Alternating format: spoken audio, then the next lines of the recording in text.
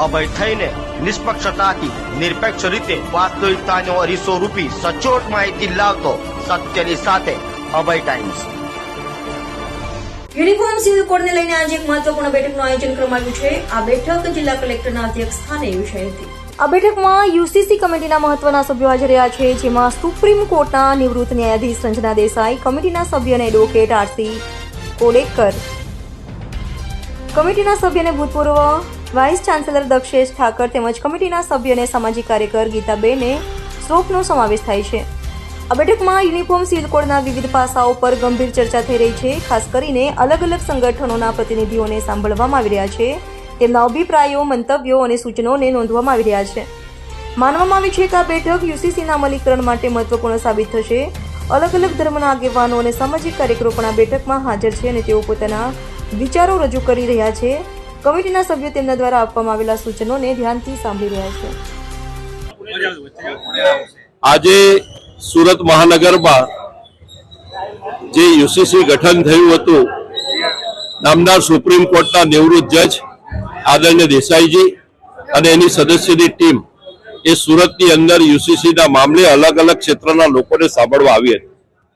મુખ્યત્વે યુસીસીના કાયદામાં આપણા જે બંધારણ મુજબ જે કલમ ભારતના સંવિધાનમાં 25 મુજબનું જે કંઈ રાઇટ છે, દરેકને સ્વાતંત્ર્ય પોતાના ધર્મનું જે સ્વતંત્રતા મળી છે એમાં કોઈ ફેરફાર કે એમાં કોઈ તકલીફ નથી।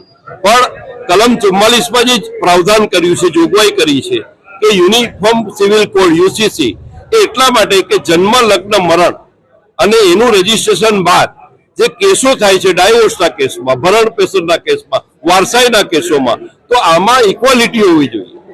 સ્ત્રી પુરુષમાં પણ ભેદ ન હોવો જોઈએ। કેટલાક લોકો સ્ત્રીને હક નથી આપતા, એવું પણ ન હોવું જોઈએ।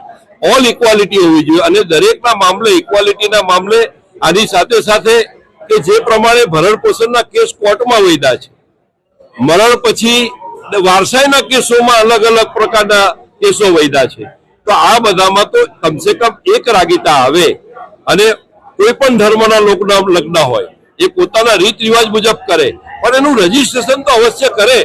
આવનારા દિવસોમાં આપણે જ્યારે સંવિધાનથી ચાલવાનું છે ત્યારે આપણે સંવિધાનનું પાલન કરીને યુસીસી આપણા બધાની એકતા માટે ખૂબ જરૂરી છે કે બધા જ્યારે બહાર રોડ પર નીકળીએ તો જાતિ, નાતિ, ધર્મથી ઉપર ઉઠીને કે ભાઈ આપણે લગ્નનો જે રાઈટ છે તો જે બધાને ઇક્વલ હોવો જોઈએ।